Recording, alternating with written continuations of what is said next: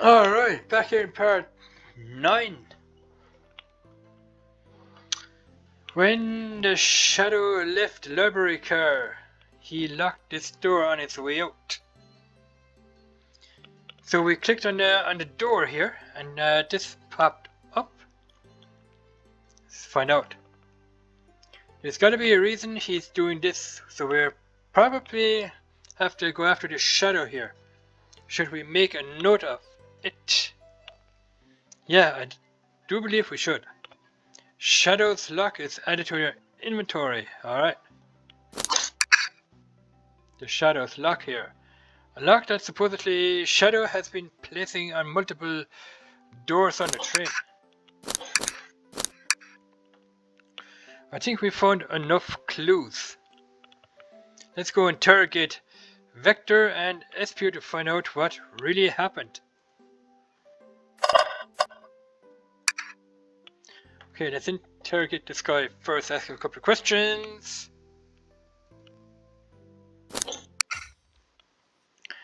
So, the two of you don't believe us, eh? It's not that I don't trust either of you, but I wouldn't be a proper detective without examining the validity of your alibis. Raymond and I are here to confirm two things. Why Vector left to go play games with Knuckles, and Espio really was reading in the library car. Vector, we'll start with you. Why did you leave the library car to visit Knuckles? We're prepared to present evidence if needed. Oh, that's easy. I got bored. What?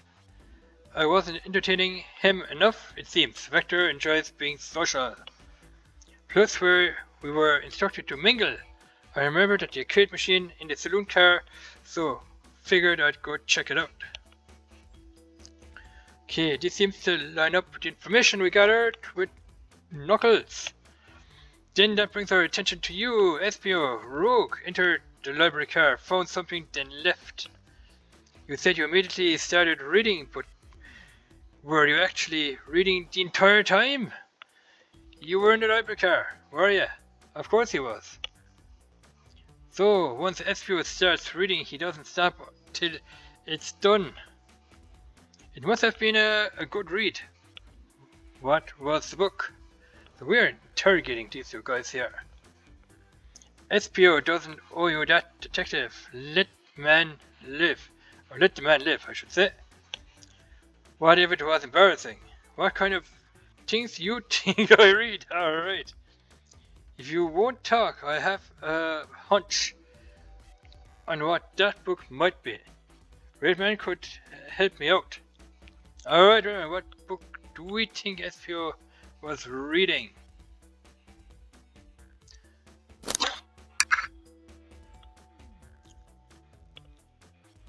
A manual? You think Espio was reading instructions? What argument would you possibly have? Alright, so every time we have an argument, we're gonna have to collect the rims here. Ah!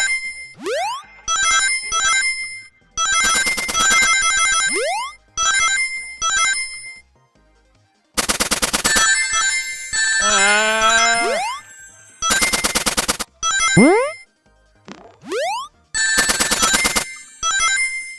41 of 40, we did it.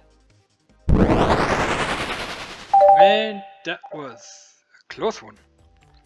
There are books scattered around the floor, sure, but the remaining books on the shelves were all in alphabetical order, which they probably were.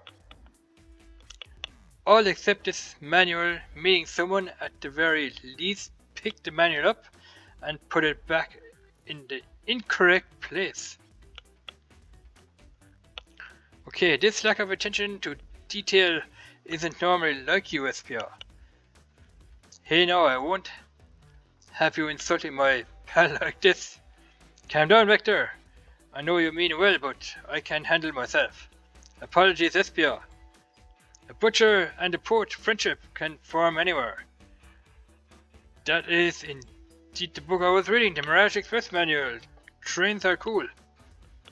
In that case, we'd like to ask you a few questions about the manual, Redman, if you don't mind. Could you ask you some questions about the manual? Just flip to a page and ask away. Oh, I see. Quiz espio about the manual to prove he read it. Which page should I quiz him on? Ooh. Let's try 97 here. Okay. What efficient and extremely accurate technology was installed to assist in keeping the train spotless? Robotic arms. During events, they can perform a variety of tasks and are responsible for cleaning up trash and messes afterwards. Good one. I remember the conductor saying the train can clean itself.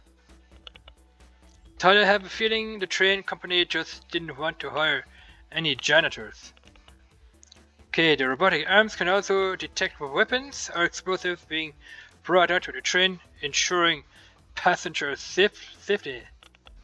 Seems like espio is that question. Redman, hit him with another one. Okay, which page should I choose? Let's go to page 15 here. What is the Mirage's express cancellation policy?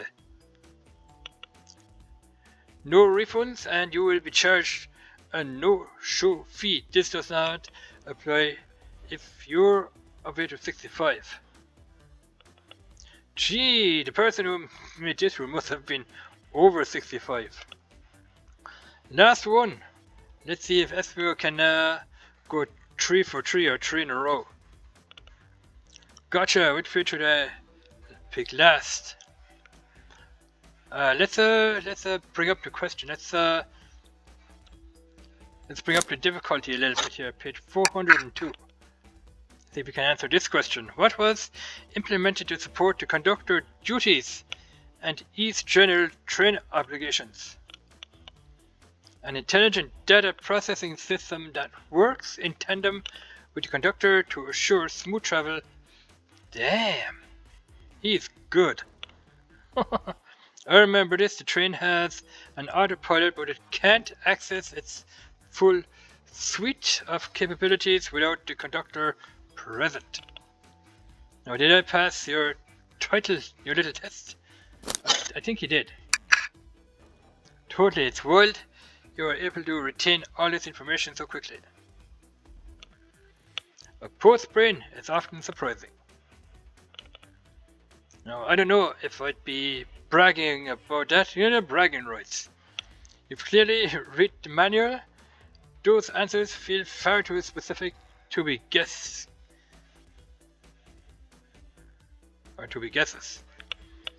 And you both had the nerve to question my body like that. Don't we want to be supporting folks who read? You have to admit, though, reading the entire time a murder occurred does sound a bit suspicious, even if true.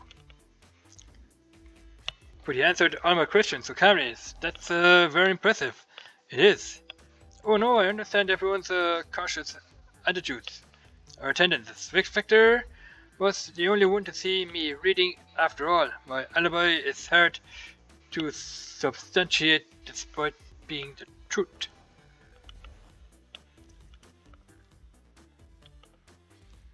Well, you definitely read through the manual, so I suppose we call espio. Is that true? Vector was the only one to see you reading. Yes, that's correct.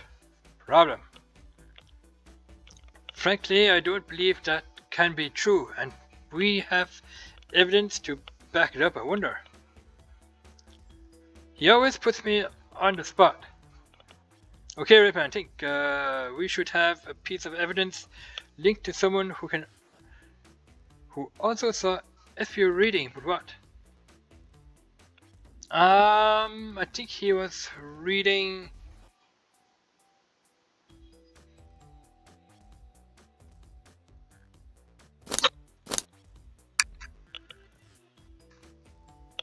Okay, not sure what you're trying to say with that.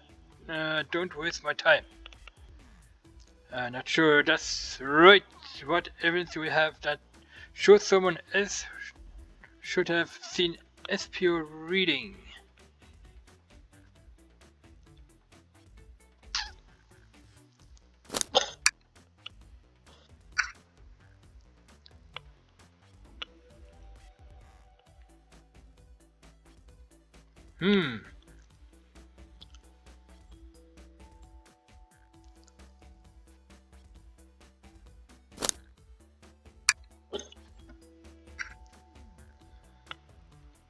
Still not the right one.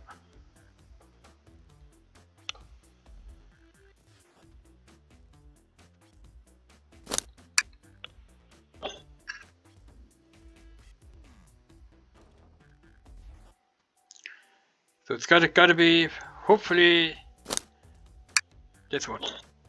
Shadow's lock. Please pray.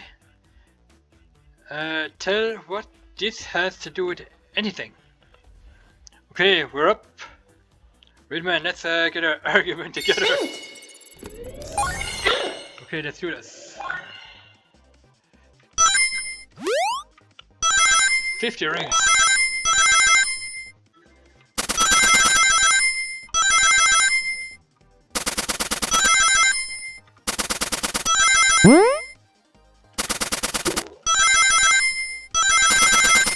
Ah!